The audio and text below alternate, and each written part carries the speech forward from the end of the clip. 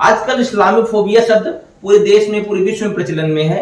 उसी से जुड़े हुई विभिन्न आयामों को समेकित करते हुए आप लोगों के सामने एक वीडियो प्रस्तुत करता हूं मैं, लगभग 15 से 16 मिनट का, जिसमें आप यह समझ लेंगे इसके विभिन्न आयामों को। और साथ ही साथ यह वीडियो आपके लिए देखना बहुत आवश्यक है यदि आप इस्लामोफोबिया को समझना चाहते हैं और देखना चाहते हैं। तो शुरुआत करते हैं औपचारिक अभिवादन से। स्वागत, अभिनंदन, आभार स्वीकार करिए अपने दोस्त रसल रघुवंशी का नमस्कार। इस्लामोफोबिया यह शब्द दो शब्दों से मिलकर के बना हुआ है, इस्लाम प्लस फोबिया।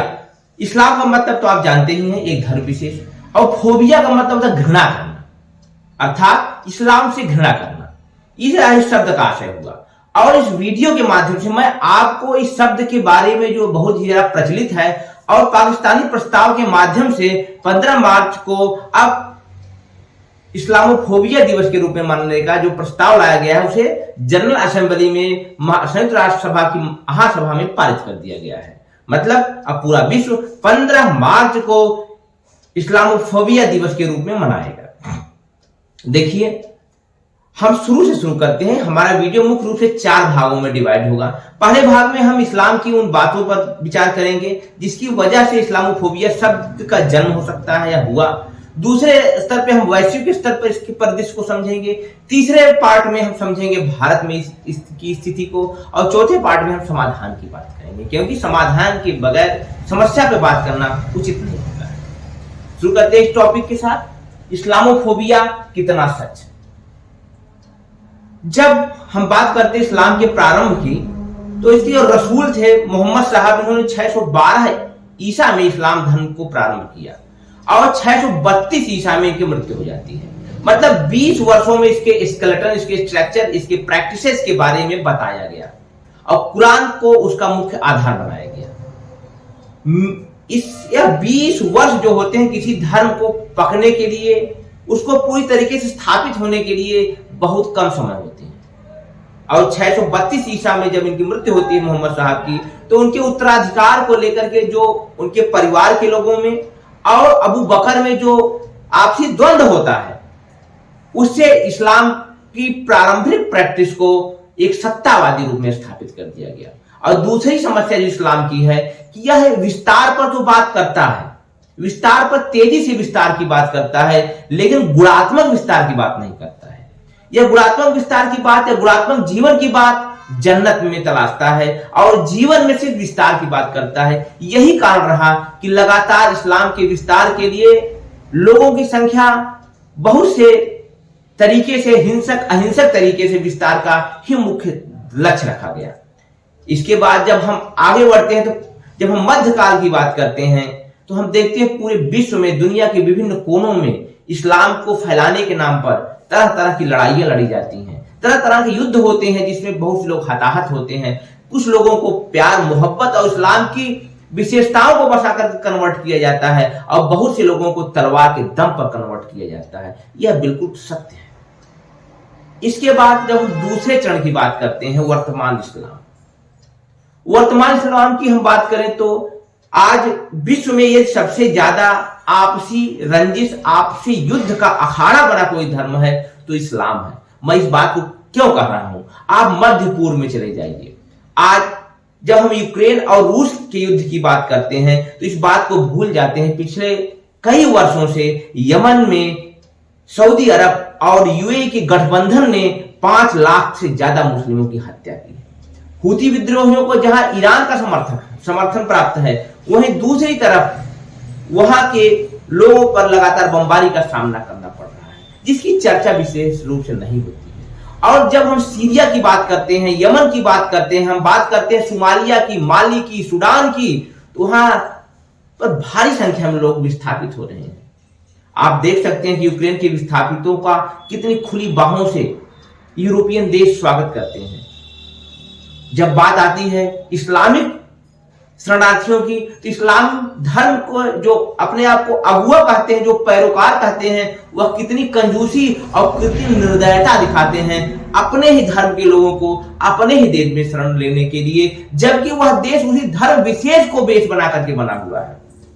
अभी कुछ दिन पहले की बात मैं करूं, 81 लोगों को एक साथ सऊदी अरब में एग्जीक्यूट कर दिया गया, उनकी मृत्युदंड दिया गया। आखिर यह मृत्युदंड किस आधार पर दिया गया? क्या केवल एक परिवार विशेष को चारों तरफ से प्रोटेक्ट करने के लिए सऊदी अरब में उसकी सत्ता को अनवरत आगे बढ़ाने के लिए इस्लाम का सहारा नहीं लिया जा रहा है?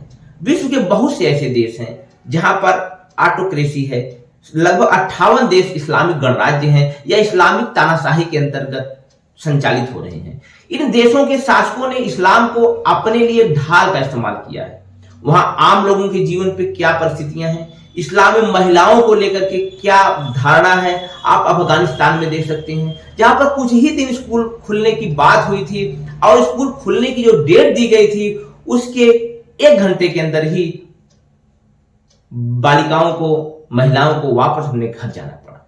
हिजाब को लेकर के बहुत सारी बातें चलती रहती हैं। मेरे कहने का मतलब यह है कि जब अब्राहमियम धर्म के जो 3 मुख्य धर्म है, ईसाई, यहूदी और इस्लाम, जहां यहूदी पूरे विश्व में एक तकनीकी विकास के लिए लगातार लगे हैं। आज दुनिया के किसी भी बड़े प्रोजेक्ट को आप उठा के देख लीजिए, किसी भी बड़े अनुसंधान को उठा कर देख लीजिए, वहां पर यहूदी अवश्य पाए जाते हैं, क्योंकि उन्होंने अपने जीवन में गुणात्मक विकास पर प्रयास किया है। उनकी संख्या 1.5 से 2 करोड़ हो सकती है, लेकिन उनका जो वैश्विक अन्वेषण में योगदान है वह अप्रतिम है और दुनिया के किसी भी धर्म इस मामले में उनका मुकाबला नहीं कर सकता है। ईसाइयत की बात करें तो मध्यकाल में भारी उथल पुथल ईसाइयों के बीच ईसाई धर्म को लेकर के रही। जिस प्रकार से राजाओं ने और पृष्ठों ने मिलकर के आम जनता का शोषण किया, वह अपने आप में एक डॉक्यूमेंटेड इतिहास है। इस्लाम से जुड़े कई वीडियोज मैं बना चुका हूं। अफगानिस्तान के विषय पर मैं वीडियो बना चुका हूं। वर्तमान में पलंप रहे आतंकवाद को लेकर के मैं ऐसे ही वीडियो बना चुका हूं। कम से कम 3-4 वीडियो मैंने बनाए हैं कि आखिर इन सब की वजहें क्या है। उनका लिंक डिस्क्रिप्शन में मैं देता हूं, अगर आप और विस्तार से देखना जानना चाहें तो वहां जा सकते हैं। आप मलेशिया में चले जाइए, इंडोनेशिया में चले जाइए, आप अपने पड़ोसी 2 मुल्क, इस्लामिक मुल्क बांग्लादेश की बात करें, जहां पर हिंदुओं पर हमले किए जा रहे हैं। और इसमें कहीं न कहीं उन मौलानाओं का भी हाथ है जो इस धर्म को अपने हिसाब से चलाना चाहते हैं। जैसे कि अक्टूबर में महाशिवरात्रि के समय जो एक वीडियो आपने देखा होगा कि एक मंद बुद्धि व्यक्ति को, एक ऐसा व्यक्ति जो मानसिक रूप से अस्वस्थ था, उसके माध्यम से हनुमान जी के चरणों में कुरान रखवाने का किस प्रकार से प्रयास किया गया और उसके बाद कितने भयानक हिंसा हुई। पाकिस्तान में देख लीजिए पूजा के साथ क्या हुआ। एक हिंदू लड़की जिसके साथ बलात्कार किया गया, उसकी हत्या कर दी गई। आज वही पाकिस्तान विश्व में international day to combat Islamophobia के रूप में मनाने की बात करता है, जहां पर अल्पसंख्यकों की संख्या जब पाकिस्तान भारत से अलग हुआ था लगभग 15% थी, आज 1% के आसपास वहां अल्पसंख्यकों की या मुख्य रूप से हिंदुओं की संख्या बची है। वही परिस्थितियां लगभग आप देख सकते हैं बांग्लादेश में, जहां पर हिंदुओं की जनसंख्या लगभग 23% थी 1947 में आजादी के समय, आज उनकी संख्या 2 से 4% बची हुई है। यह बातें आपको बताती हैं कि कहीं न कहीं इस्लाम में इस तरीके के तत्व हैं। उनकी संख्या कम अधिक हो सकती है, लेकिन वह अपने धर्म के आधार पर लोगों को डराने का प्रयास करते हैं और कन्वर्जन को एक तरीके से अपना हक समझते हैं। मैंने कश्मीर फाइल्स को लेकर भी एक वीडियो बनाया है जिसमें इस विषय पर थोड़ा सा विस्तार से चर्चा की है, उसका लिंक डिस्क्रिप्शन में आप जाकर के रीच आउट कर सकते हैं। इसके बाद हम भारतीय परिस्थितियों की बात करते हैं। हमारे देश में भारत में इस्लाम की प्रारंभ यदि किया जाए तो लगभग 712 ईसा में मीर कासिम के हमले के साथ ही प्रारंभ हो गया था, लेकिन इसमें तेजी आई 1192 में तराइन के युद्ध के बाद। हालांकि मोहम्मद गजनवी ने भी सोमनाथ मंदिर को तोड़ा था, लेकिन उस पर विस्तार से न जाते हुए उसके बाद ही बात करता हूं कि जब आप किसी राज्य को, किसी देश को कब्जा करते हैं तो वहां के लोगों के जो धार्मिक प्रतीक होते हैं, जो धार्मिक मूल्य होते हैं, उन पर हमला करके आप इस बात को जाहिर करना चाहते हैं कि आपकी संस्कृति 2 दर्जे की है और जो मेरा विस्तारवादी सोच है वही मुख्य है। इसके ढेर उदाहरण आप मध्यकालीन भारत में देख सकते हैं। वर्तमान भारत की यदि बात की जाए तो जब धारा 44 या कॉमन सिविल कोड की बात आती है तो उसमें सारे लोग शांत हो जाते हैं। लेकिन जब हिजाब की बात आती है तो आप आर्टिकल 25 से लेकर के आर्टिकल 28 भारतीय संविधान के की प्रोटेक्शन की बात करते हैं, राइट टू स्पीच की बात करते हैं। कहने का मतलब यह है कि आप भारतीय संविधान को, जो कि मुझे नजर में दुनिया का सबसे सर्वश्रेष्ठ संविधान है, उसको अपने हिसाब से डिफाइन नहीं कर सकते हैं। उसकी क्या डिमांड है, उसकी क्या मांग है, उस पर आप बात कर सकते हैं। और जब आप इस्लाम को पढ़ते हैं तो कहीं न कहीं इस बात को स्पष्ट रूप से कहा गया है कि हिजाब कोई कंपल्सरी प्रैक्टिस नहीं है। और साथ ही साथ भारतीय संविधान के अंतर्गत शिक्षण संस्थाओं को अपने ड्रेस कोड को भी निर्धारित करने का अधिकार दिया गया है, उनको जिम्मेदारी दी गई है, जिसका पालन करना एक स्टूडेंट का, एक छात्र का एक धर्म बनता है, कर्तव्य बनता है। इस प्रकार से धर्मों की विवेचनाओं को आपको समझना होगा। इस्लाम को अपने इपिस्टेमोलॉजी और एथिक्स पर काम करना होगा। ये नैतिकता की बात करना होगी। जीवन में संख्यात्मक वृद्धि, अधिक से अधिक इस्लाम फैलाने के साथ साथ गुणवत्ता परक जीवन पर भी कार्य करना होगा। इस्लाम को आपको इस तरह बेहतरीन बनाना होगा कि लोग उस पर अट्रैक्ट हो, यदि आप वास्तव में इस्लाम को फैलाना और दुनिया में उसको प्रसारित करना चाहते हैं।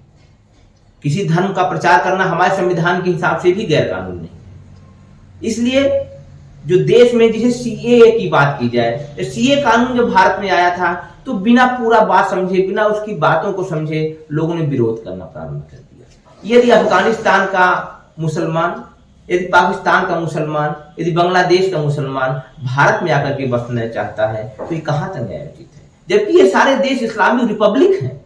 वहां यदि उनको प्रताड़ित किया जाता है तो भारत में क्यों शरण ले सकते हैं? और यदि भारत के मुसलमानों को इससे कोई नुकसान नहीं हो रहा है और उसके बाद भी इसका विरोध किया जा रहा है, तो यह बात समझने वाली है कि लोगों के अंदर डर भय पैदा होता ही है।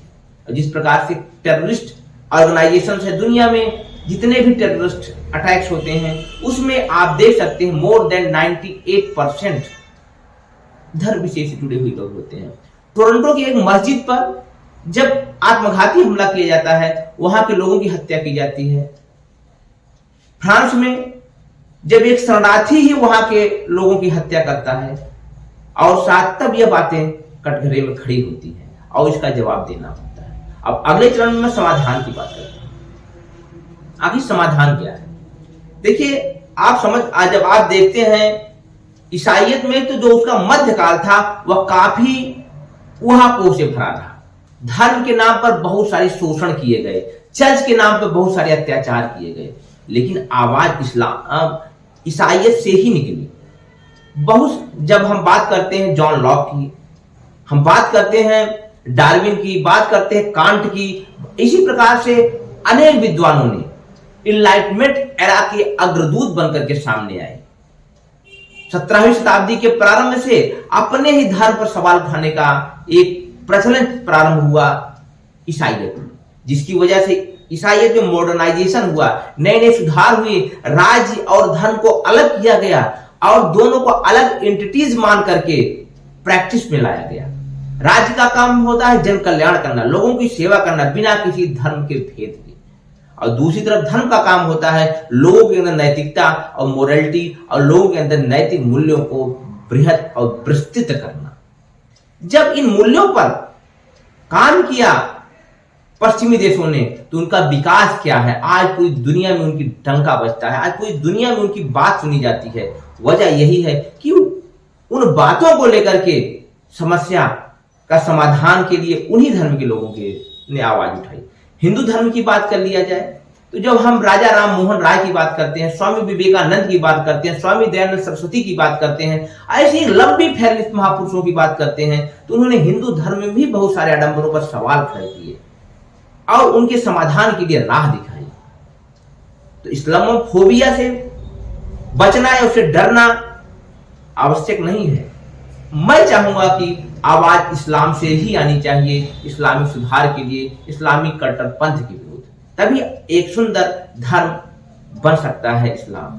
इन्हीं बातों के साथ मैं चाहूंगा कि आप अपने विचार मुझ तक प्रेषित करें, मुझसे साझा करें। विदा लेता हूं इस उम्मीद के साथ कि आप इस वीडियो को लाइक, सब्सक्राइब और अधिक से अधिक शेयर कर देंगे।